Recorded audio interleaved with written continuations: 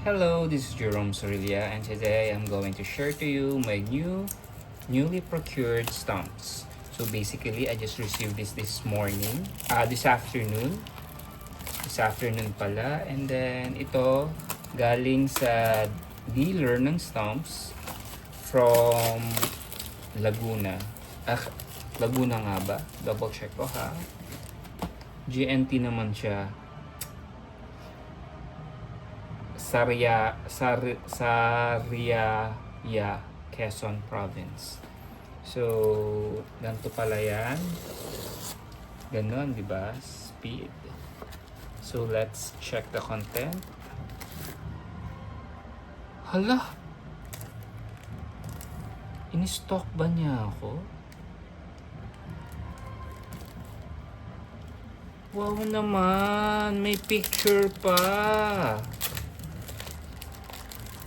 What on earth?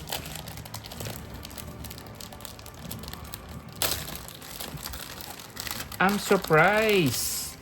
Binigyan niya ako ng picture na ganito.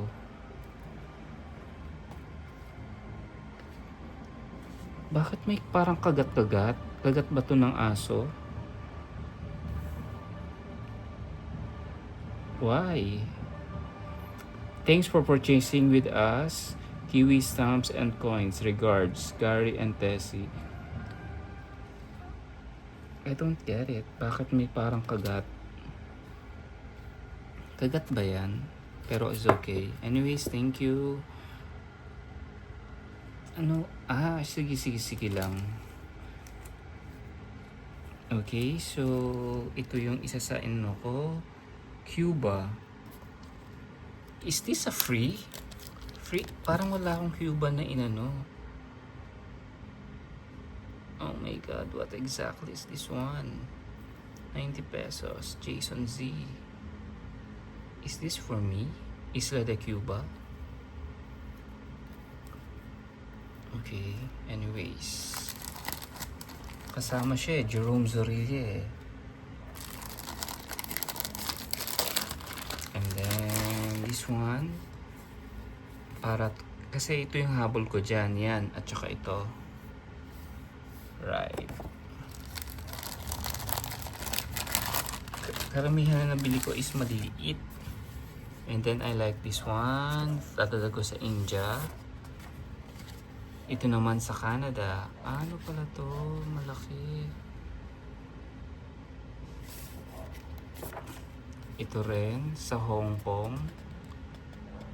Nung colony pa sila ng Great Britain. This is Costa Ivory. Ito naman is Japan. Yeah, this is Japan. Akala ko China. Pero kapag may ganyan kasi, yung chrysanthemum, Japan yan. North Borneo. Yeah, kasi isa lang yung ganito ko. So, idinagdag ko siya. Ito, yung sa Kuwait. Ang laki pala nito. Yeah. Yan siya. Dadagdag ko yan lahat. Panahon pa na uso pa yung hinges. Yeah, hinges yung ginamit niya. Pero paghihiwalayin ko yan. At may natira. This is 70 pesos.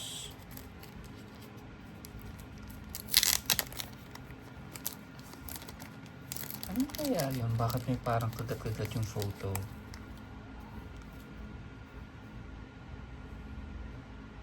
Yeah. Newfoundland. Yeah, Newfoundland. So, basically, that's everything. I'm thankful for this one. Okay, bye for now.